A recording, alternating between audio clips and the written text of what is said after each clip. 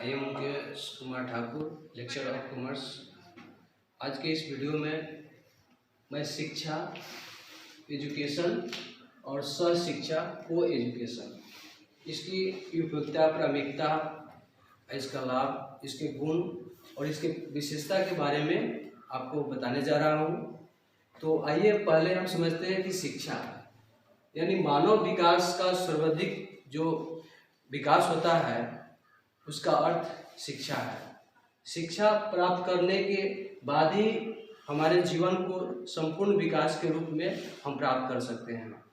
इसका अर्थ यह हुआ कि शिक्षा जो है हमारे जीवन के संपूर्ण उन शैलियों को सिखाता है कि जीवन को किस प्रकार हम जी सकते हैं।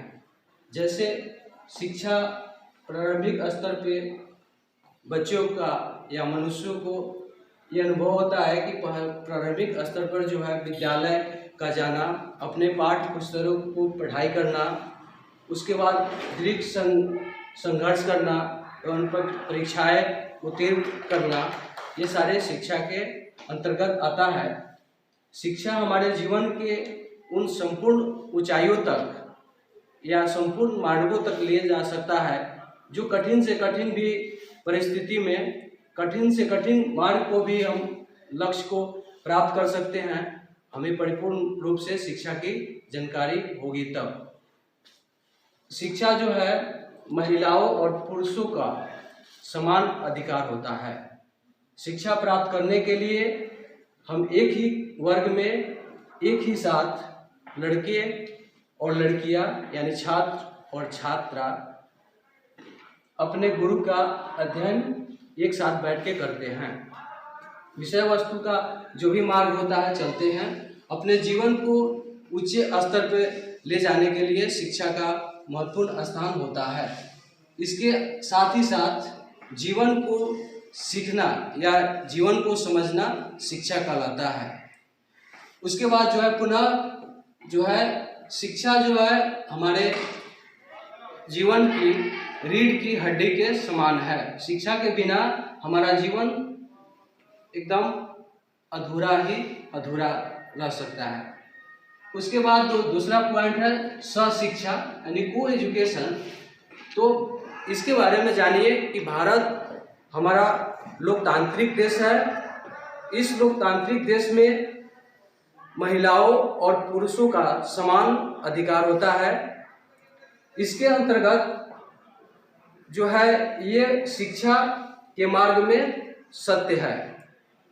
लड़का और लड़कियां एक साथ वर्ग में पाठ्य पुस्तक का या शिक्षा का अध्ययन कर सकते हैं। इसको समान अधिकार मिला हुआ है। लेकिन शिक्षा सह शिक्षा के अंतर्गत हमारे धन और कुछ ऐसे मार्ग हैं जिसके ऊर्जा की कमी होती है। इसके अलावा जो है सह शिक्षा के अंतर्गत कुछ लोगों का ये मानना है कि ये गलत है, ये पूर्ण रूप से हानिकारक है, क्योंकि लड़कियां जो है और लड़के एक साथ शिक्षा प्राप्त करते हैं। तो ये हानिकारक इसलिए कोई व्यक्ति माना हुआ है क्योंकि लड़कियां जो है शर्मीली स्वभाव के होते हैं और वो लड़कियों के अपेक्षा जो है कुछ बोल नहीं पाते हैं। जब एक वर्ग में लड़का और लड़कियां एक साथ बैठ के पाठ का अध्ययन करते हैं तो वो एक दूसरे के करीब जब भी आते हैं तो एक दूसरे को देखने में ज़्यादातर ध्यान देने लगते हैं।